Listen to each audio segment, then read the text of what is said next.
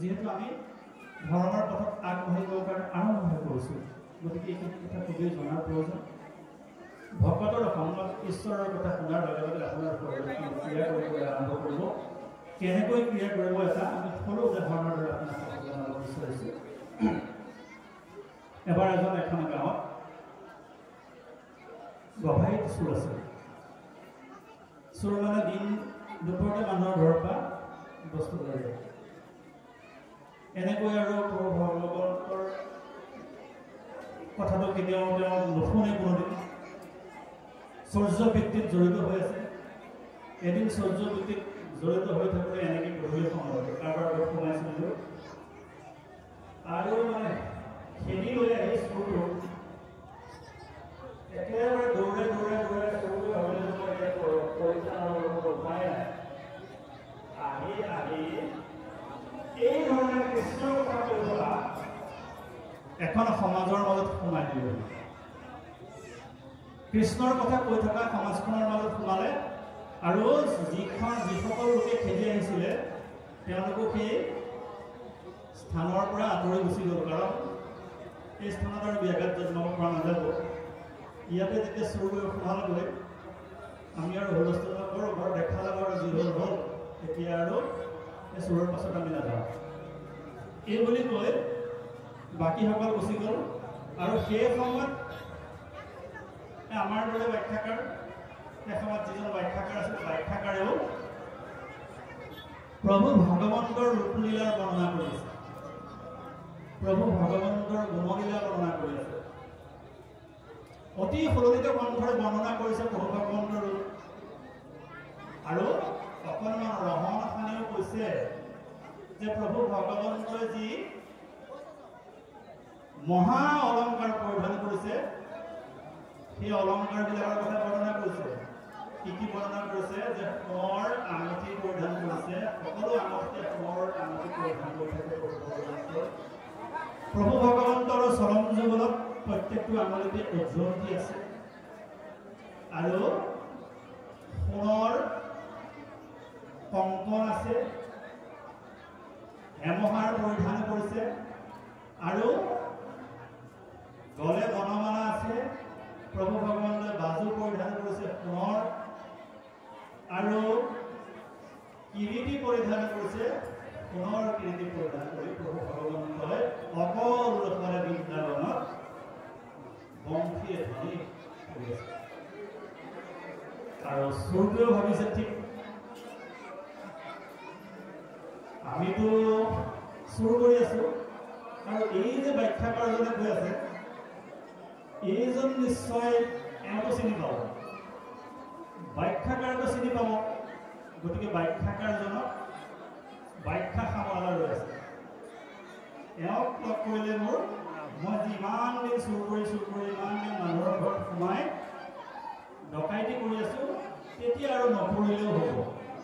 এইজনক যদি মই কেনেবাকৈ একবাৰ পাই যাওঁ, তেওঁৰ সমস্ত অলংকাৰ মই যদি গ্ৰহণ কৰিব পাৰোঁ, তাৰ পাছত আৰু মোৰ কোনোদিন চুৰ কৰাৰ প্ৰয়োজন নহ'ব। গতিকে ব্যাখ্যাকাৰৰ ব্যাখ্যা কেতিয়া সামৰে একান্ত চিত্তে কিন্তু প্ৰভু ভগৱন্তৰ ৰূপটো শুনি লৈছে। কাৰণ যাতে মই কেতিয়াবা ৰাস্তাত লগ পাই গ'লে মোৰ গণ্ডগোল নহয়, এইজনে এই মানুহ বুলি মোৰ যাতে গণ্ডগোল নালাগে, সেইকাৰণে প্ৰভু ভগৱন্তৰ সমস্ত ৰূপ। তেতিয়ালৈকে চোৰজনে সেইটো প্ৰভু ভগৱন্ত বুলি নাথাকে। গতিকে এওঁক যদি এবাৰ লগ পাই যোৱা যায়, গতিকে তেওঁক যাতে মই অতি সোনকালে তেওঁক বধ কৰিবা, মাৰি পেলাই তেওঁক অলংকাৰখিনি মই যদি লৈ ল'ব পাৰোঁ, তেতিয়া আৰু মোতকৈ ধনী নহয়। গতিকে ব্যাখ্যাকাৰজনে ব্যাখ্যা সামৰি লৈছে। ব্যাখ্যা সামৰি যাহাই ভকতসকল উঠি গুচি গ'ল, ব্যাখ্যাকাৰৰ ভৰি থাকিলে দীঘল লিঙি পৰিছিল। চোৰটোৱে দীঘল লিঙি পৰিছিল। ব্যাখ্যাকাৰে ভাবিছে এওঁতো চাগে তেওঁ শ্ৰৱণ কীৰ্তনত ইমানেই মজবুত হৈ আছে চাগে, একেবাৰে তেওঁ বিভোৰ হৈ গ'ল। তেতিয়া সুধিলে কোৱা বৎস কি হ'ল কোৱাচোন। তেতিয়া ব্যাখ্যাকাৰজনে সুধিলে আপুনি যে ইমান সময় ব্যাখ্যা কৰি আছিল, ইমান ধুনীয়াকৈ এটা ৰূপৰ কথা বৰ্ণনা কৰি যিজন পুৰুষৰ কথা বৰ্ণনা কৰিছে, যিমান অলংকাৰে পৰিশোভিত হৈ থাকে, এই যে মানুহজনক মই ক'ত প্ৰশ্ন।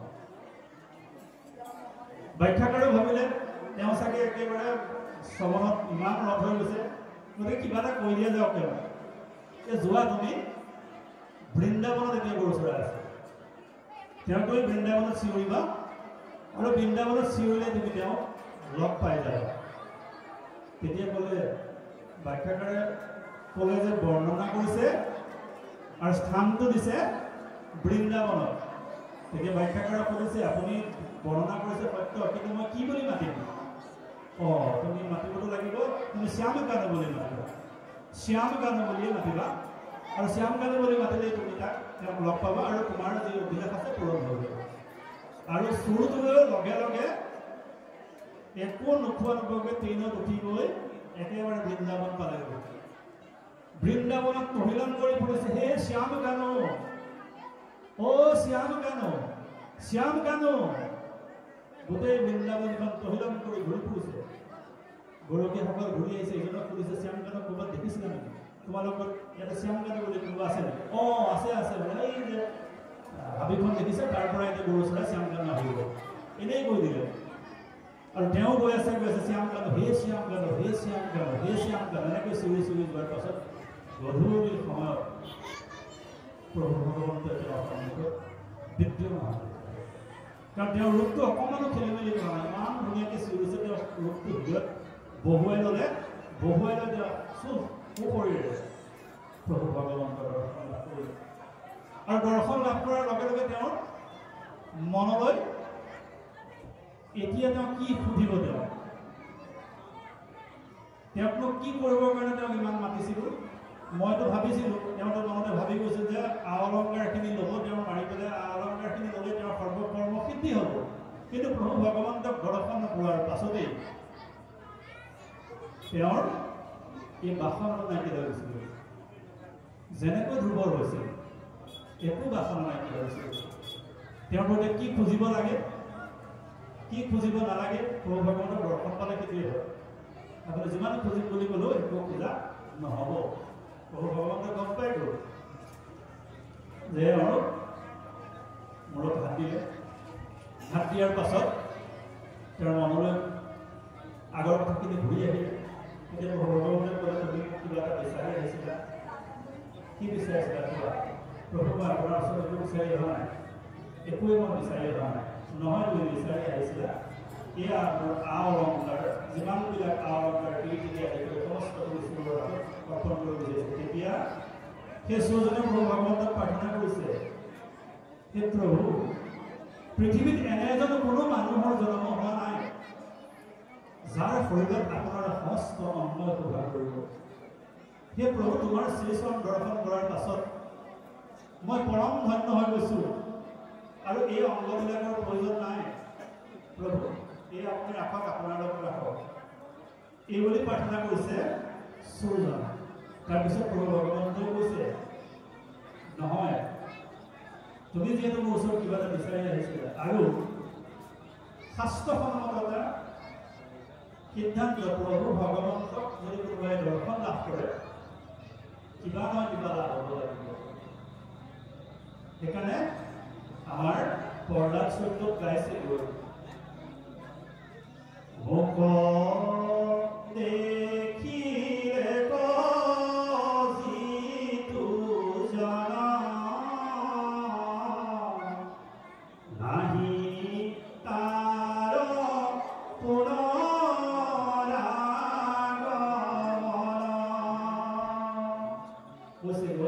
মোক যদি কোনোবাই দৰ্শন কৰিছে তেওঁৰ পুনৰাগমন নহয় বা মোৰ পৰা কিবা নহয় কিবা বৰ কিন্তু তেওঁ ভাল লাভ কৰিব গতিকে তুমি মোক দৰ্শন কৰিলা তুমি মোৰ পৰা কিবা এটা ল'ব লাগিব তেতিয়া প্ৰভু ভগৱন্তক চৌজনে কৈছে যে তুমি যদি মোক সঁচাকৈ দিব খুজিছা তেন্তে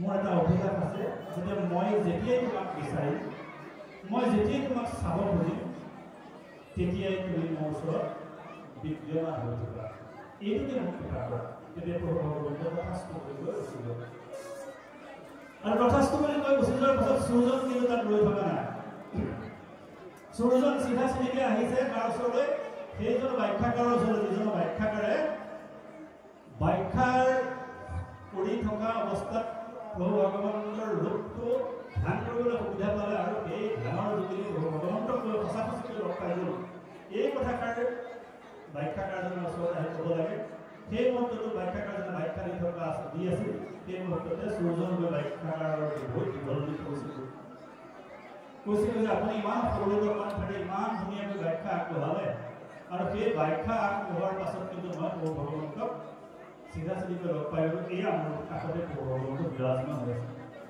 ব্যাখ্যাকাৰে ভাবিছে ইমান দিন মই ব্যাখ্যা কৰিলোঁ ইমান মানুহক মই ঈশ্বৰৰ কথা ক'লো মই আজিলৈকে দেখা নাই ই দেখাটো কেনেকৈ সম্ভৱ হ'ব পাৰে তেতিয়া আকৌ সজনে কৈ চাওক এয়া প্ৰভু ভগৱন্তৰ ওচৰত বিৰাজমান হৈ আছে ব্যাখ্যা কৰি চাৰিওফালে চাইছে কিন্তু প্ৰভু ভগৱন্ত দেখা নাই কাৰণ তেওঁ দেখা নাই তেওঁৰ ব্যাখ্যাত সফলতা আছে যেতিয়ালৈকে আমাৰ ভাৱত সফলতা থাকিব প্ৰভু ভগৱন্তৰ দৰ্শন লাভ নহ'ব যদিও তেওঁ কৈছে আমি প্ৰভু ভগৱন্তৰ মহাপ্ৰসাদৰ শৰাই যেতিয়া সলাম তেতিয়া আমি ধৰি ল'ব লাগিব কাৰো একো মনে যেতিয়া আমি কম যে প্ৰভু ভগৱন্ত তোমাৰ উদ্দেশ্য কৰি দিছোঁ কিন্তু যদি মনতে ভাবোঁ তোমাৰ পাছতো আমিয়ে খাম এনেধৰণৰ ভাৱনালৈ প্ৰভু ভগৱন্ত পোৱা নাযাব গতিকে ব্যাখ্যা কৰি ইমান ব্যাখ্যা কৰিও আৰু পঢ়াইছে কিন্তু আজিলৈকে কি প্ৰভু ভগৱন্তৰ দৰ্শন তেতিয়া সূৰ্যনে প্ৰভু ভগৱন্তক কৈছে প্ৰভু এইজনে মোৰ গুৰু যিজনৰ ভৰি ভৰি মই ইমান দূৰ পালোহি আৰু মই তোমাক আজি দেখি আছো এই গুৰুৱে দেখা নাই আৰু মোৰ গুৰুৰ ওচৰত এজন মহা অপৰাধ হ'ব এইজন গুৰুৰ কৃপাতে মই তোমাৰ দৰ্শন হৈ গ'ল তুমি কৃপা কৰা এই গুৰুকো তোমাৰ দৰ্শন দিয়া তেতিয়া প্ৰভু ভগৱন্ত ক্লাছ কৰি গৈছে আৰু ব্যাখ্যাকাৰেও প্ৰভু ভগৱন্তক দেখা পাইছে গতিকে সেই ব্যাখ্যাকাৰক দেখুৱালে কোনে এই সূৰ্যজন গতিকে সূৰ্যজনে দেখুৱালে যদিও ব্যাখ্যাকাৰজনক দেখুৱালে সূৰ্যজনে কিন্তু এটা কথা কৈছে এওঁ মোৰ গুৰু বুলি কৈছে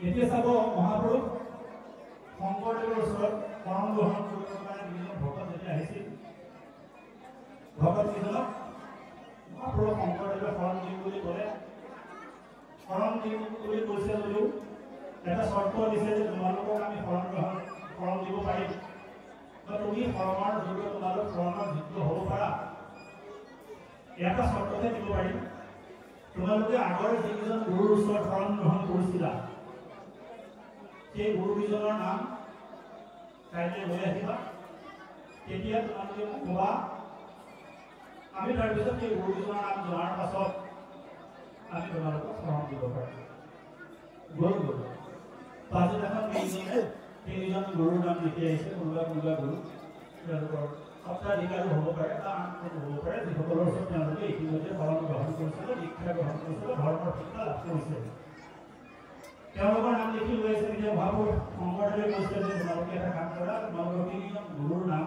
এই মাটিত লিখা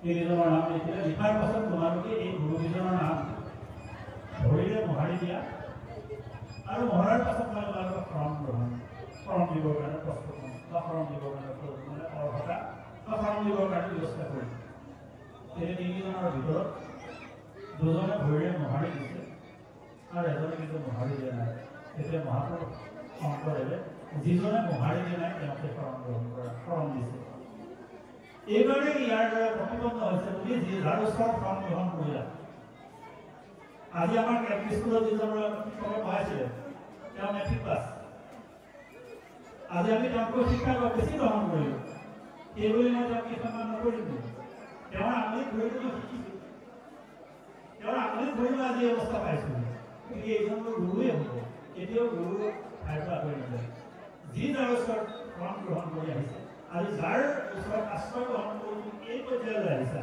সেইজন গুৰুক তুমি জীৱনৰ পৰা বান্ধিব নোৱাৰিবা সেই গুৰু কেতিয়াও এৰিব নোৱাৰিবা আৰু সেই গুৰুৰ কৃপাতে আজি আমি এই জেগালৈ লক্ষ্য পাইছোঁ গতিকে আমি সমস্ত ভকত বৈষ্ণৱক এই কথাষাৰ আমি প্ৰাকৃতিক অকণমান গ'লোঁ যুৱক যুৱতীসকলে যিহেতু জানিব লাগিব এই কথাখিনি যদি ব্যৱস্থা সহকাৰে আমি শ্ৰৱণত ভাগ লওঁ শ্ৰৱণৰ যোগেদি আমাৰ কল্যাণ সাধন নহ'ব আৰু শ্ৰৱণ যদি কৰি আপোনাৰ ঘৰখনলৈ আপুনি জীৱনত প্ৰয়োগ কৰিব নোৱাৰে সেই শ্ৰৱণে কিন্তু আপোনাৰ কাম নকৰে নহ'লে আমি ভাগৱত লেখাৰীকে পঢ়ি যাওক শুনি যাওক যি শুনিছে শুনিছে, যি নুশুনিছে নুশুনিছে। বিদগ্ধসকলে ভাগৱত শুনিবলৈও বুজি পাব। যিসকলে তত্ত্বজ্ঞ ব্যক্তিসকল আছে, তত্ত্বজ্ঞ ব্যক্তিসকলে ভাগৱত যদি একেলগে পঢ়ি গৈ থাকে, তেওঁলোকে শ্ৰৱণ কৰিলে তেওঁৰ তত্ত্ব উপলব্ধি কৰিব পাৰিব। কিন্তু ভাগৱতৰ উদ্দেশ্য হৈছে কি, সমাজৰ একেবাৰে পাছ কৰা ব্যক্তিজনক যাতে আমি আগৰ আসনলৈ লৈ আহিব পাৰোঁ।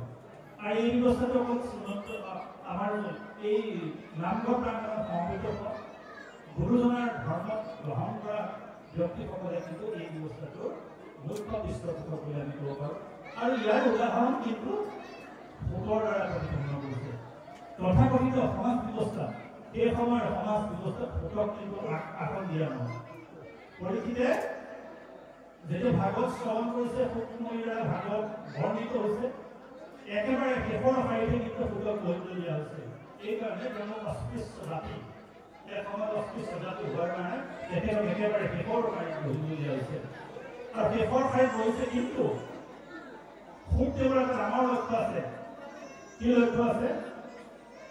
যে মই ভাগৱত পৃথিৱীত থৈ যাম। এই ভাগৱত পৃথিৱীত থাকি যাব লাগিব। যিহেতু উদাহৰণ সহায় ভাগৱত আমি পৃথিৱীত থৈ যাম, এজন নহয় এজনে কিন্তু ভাগৱত লৈ যাব লাগিব। সেইকাৰণে গুৰু ধৰ্মৰ বিনাশ কেতিয়াও নহয়। এজন নামঘৰীয়াৰ পাছত আন এজন নামঘৰীয়াৰ জন্ম হৈছে। এখন গাঁৱত এজন ভকতৰ পাছত আন এজন ভকতৰ জন্ম হৈছে। এই ভক্তিৰ ধাৰাটো কেতিয়াও ব্যাঘাত হৈ নাযায়, বিলুপ্ত হৈ নাযায়। এই সনাতন আদি সত্যযুগীয় শুদ্ধ ধৰ্ম আছিল একমাত্ৰ নাম। এই শুদ্ধ ধৰ্ম যিটো নাম আছে, এই নাম বস্তু কেতিয়াও শেষ নহয়। ইয়াৰ ধাৰা বঢ়াই গৈ থাকিব, বাঢ়ি বাঢ়ি গৈ থাকিব। গতিকে সুখদেৱে ভাবিলে যে মই ভাগৱত থৈ যাম, আৰু যিজনে ভাগৱত শুনিব, ভাগৱতৰ লক্ষ্য উদ্দেশ্য হৈছে যে মুক্তি সাধন কৰা, প্ৰভু ভগৱন্তক দৰ্শন কৰি প্ৰভু ভগৱন্তৰ বৈকুণ্ঠত স্থান দিয়া। আৰু এই পৰীক্ষিতে ভাগৱত শুনিছে, ভাগৱত শ্ৰৱণ কৰাৰ পাছত কি অৱস্থাটো হৈছে, গৈ 7 দিন 7 ৰাতি ভাগৱত শ্ৰৱণ কৰিছে।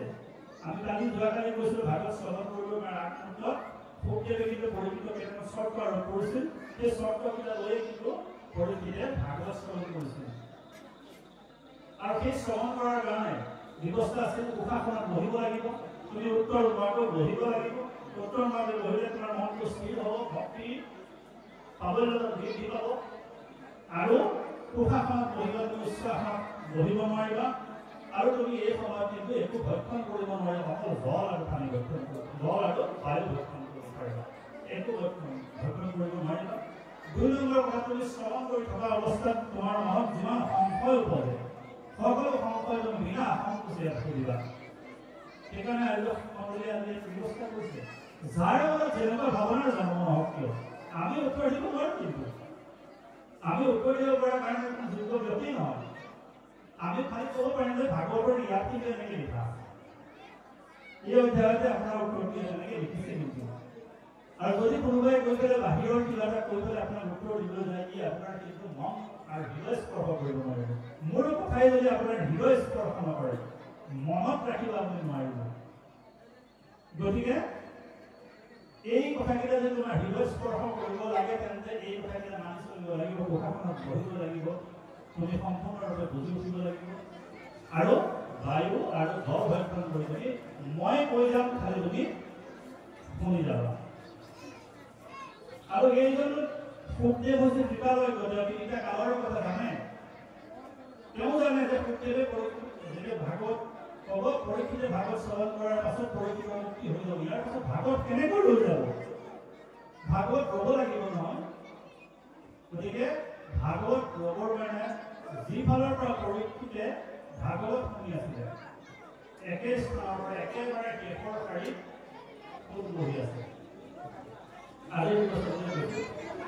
আৰু এই যে আপোনাৰ সৰ্বমাত্ৰা আমাৰ লগত কথোপকথন হৈছে, ইয়াৰ যদি আপোনাৰ হৃদয়ৰ বাৰ্তালাপ হৈছে, আমি প্ৰভু ভগৱন্তৰ একে জেগাৰ পৰা অহা নহয়, ইয়াতে বেলেগ নহয়, প্ৰভু ভগৱন্তৰ জেগাৰ পৰা চব খালি ৰূপ এটা বেলেগ হৈ আছো। আৰু প্ৰভু ভগৱন্তে আজি মোক দায়িত্ব দিছে যে তোমাৰ মুখেদি আজি আহে ভাগৱতৰ কথা শ্ৰৱণ কীৰ্তন হ'ব। আমি যি মুখে কৰা সেই অৰ্জুন, তুমি নাভাবিবা তুমি যে মনত কিবা এটা ভাবিছা, সেইটো তুমি ভাবিছা। এইটো নাভাবিবা যে তোমাৰ দ্বাৰাই কিবা এটা হৈ আছে। মোৰ দ্বাৰা আহিছে এই ভাৱনাই যিহেতু মোৰ পৰা আহিছে খালি মাত্ৰ নিমিত্ত হৈ তুমি ৰৈ থাকা আমিও সেই স্পীকাৰ লৈ থকা বহুত লাভ কৰে ক'বলৈ যেনেকৈ কৈছে কেনেকৈ আমি ক'ব পাৰিম তাত কৰিব লাগে ক'ব তোমাৰ অসুখ দিলেও ভাবিছিল অসুখ দিলেও ভাগত ক'ব লাগিছে ইয়াৰ পাছতো যিহেতু ভাগত ৰৈ যাব লাগিব সেইকাৰণে আৰু এজন চোতা বাছি লৈছে সেইজনৰ নাম হৈছে উগ্ৰ স্বভাৱ